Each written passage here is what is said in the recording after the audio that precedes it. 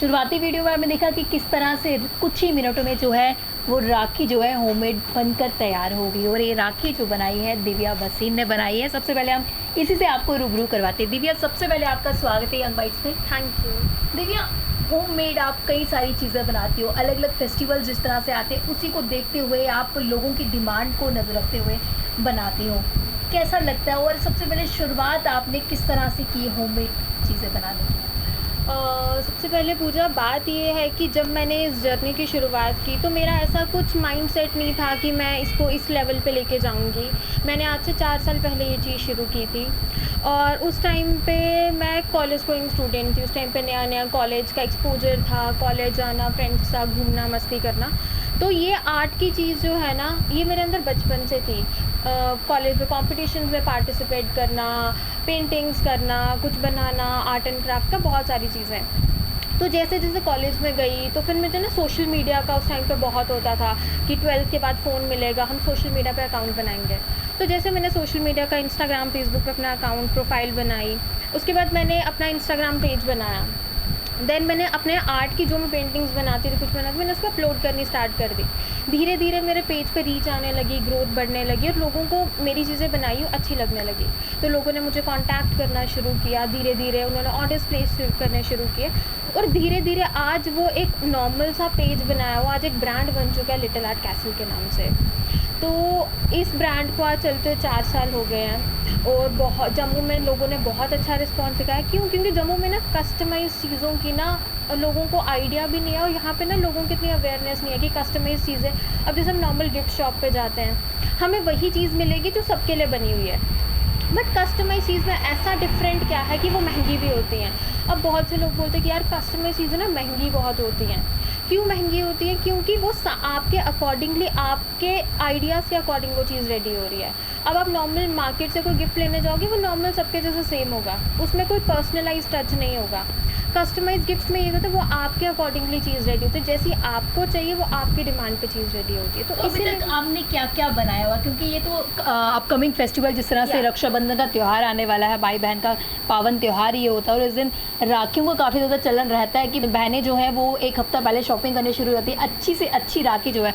तो यहाँ पे आपकी राखी की कलेक्शंस हैं, काफ़ी ज़्यादा प्यारी जो कलेक्शन आपने बनाई हुई है। और ये चंद मिनटों में जो ये राखी, अगर मैं बात करूँ, ये चंद मिनटों में राखी बनाई गई है। उसके अलावा जितनी भी राखियाँ बनाई गई हैं ये इन्होंने खुद बनाई है।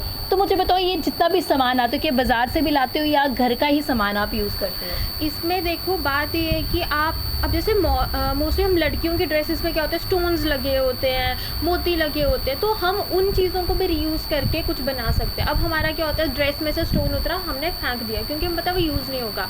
बट हम क्या करते हैं, जितने ये पर्ल्स होते हैं हमारी ड्रेसेस के से उतरे या कोई स्टोन हो गया, हम उनको भी रीयूज़ करके हम उसको कुछ क्रिएटिव में टर्न आउट कर सकते जैसे हैं। मेड इन इंडिया की बात की जाती है और ये भी स्लोगन है कि स्वदेशी अपनाए, तो उसी को चलते हुए आप इतना सारा जो काम करें, कितने सालों से आप इस काम के साथ जुड़े हैं? मुझे एक्चुअली अगर मैं प्रोफेशनली बात करूँ तो मुझे 4 साल हुआ, पर ये चीज़ मेरे अंदर बचपन से थी कि कोई भी चीज़ वेस्ट पड़ी हो ना घर पे तो उसको वेस्ट नहीं जाने देना। अब ऐसे बहुत से हमारे पास टेप के रोल्स बच जाते हैं, कोई बॉटल्स बच जाती है, हम उनको रीयूज़ करके बहुत सी चीज़ें ऐसे बना सकते हैं। तो बड़ी सारी चीज़, अभी तो जिस तरह से राखी का दिन आ रहा है, इसके अलावा दीपावली आती है या अन्य त्यौहार जो भी आते हैं, उसको लेकर क्या कुछ आपने अभी तक बनाया है और क्या क्या बनाते हो?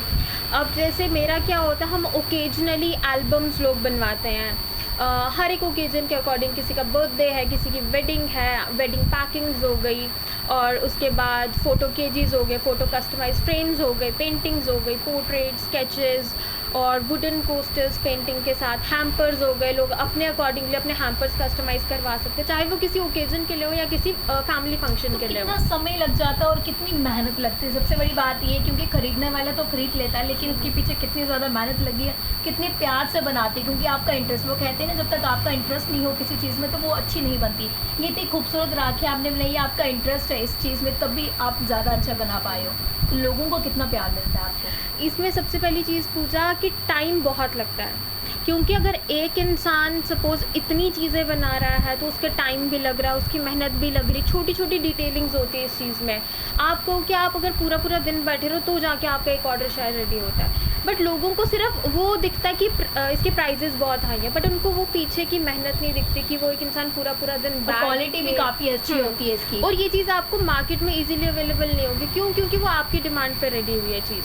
क्योंकि मार्केट में आप भी अगर राखियाँ देखते हो तो कहीं ना कहीं वो ग्लू से लगी होती है और एक दो वॉश के बाद जो है उसके जो मोती है वो निकलने शुरू हो जाते हैं। डिजाइन होते हैं जो हर एक शॉप पे इजीली जी, अवेलेबल। इसमें अगर आप देखिए, अगर इसमें जिस तरह से मोती ऐड किए हुए हैं, पूरे प्रॉपर तरीके से बनाया हुआ है, ये आसानी से जो है वो नहीं निकलेंगे। और कई जितने भी यहाँ पे राखियाँ हैं वो बिल्कुल क्वालिटी आप देख सकते हैं इनकी किस तरह की है। लोगों को अगर, और जिस तरह से हमारे मीडियम से भी जो भी व्यूअर्स देख रहे हैं, अगर उनको आपकी राखियाँ पसंद आई है, वो आपसे कांटेक्ट करना चाहते हैं, जिस तरह से आपने बोला कस्टमाइज़ करके आप करते हैं, तो किस तरह से वो आपसे कांटेक्ट करें ताकि वो भी होममेड चीज़ों का जो है फ़ायदा उठा सकें? एक्चुअली आप या तो मेरे नंबर पे मुझसे कांटेक्ट कर सकते हैं 9018905739, या फिर आप मेरे सोशल मीडिया हैंडल्स पे जाके लिटिल आर्ट कैसल के नाम से इंस्टाग्राम फेसबुक पे आप मुझे कांटेक्ट कर सकते हैं, और या आप मुझे व्हाट्सएप कर सकते हैं, या आप मेरी मेल आईडी पे मुझे कांटेक्ट कर सकते हैं। डिटेल्स आपको नीचे मेंशन कर दी जाएंगी। तो यही सोर्सेज हैं फ़िलहाल। अब सून हम अपना स्टूडियो के लिए प्लान कर रहे हैं कि हम अपने जम्मू में स्टूडियो भी ओपन करें। तो मुझे बताइए, जितने भी आप आइटम बनाते हैं, जब ये डिलीवरी करते हैं, ये होम डिलीवरी होती है या आपके पास लोग आते हैं खरीदने? वो डिपेंड करता है सामने वाले कस्टमर्स पे। अब कुछ लोग होते हैं वो खुद पिकअप ले लेते हैं, बट जो नहीं आ सकते, अब जैसे कोविड की सिचुएशंस है, लोग बाहर निकलना प्रेफर नहीं करते, तो हमने डोर स्टेप डिलीवरी भी रखी हुई है ताकि लोगों को बाहर ना आना पड़े, उनके पास चीज़ अपने घर पे अवेलेबल हो जाए। इसके साथ मैं एक ये भी चीज़ बताना चाहूँगी कि हम जो राखी हैम्पर्स के ऑर्डर्स हैं या राखी के ऑर्डर्स हैं वो हम सिर्फ 20 अगस्त तक ले रहे हैं। तो आप अपने ऑर्डर्स जल्दी से जल्दी प्री बुक कर सकते हैं ताकि वो चीज़ आपके पास टाइम से डिलीवर हो पाए।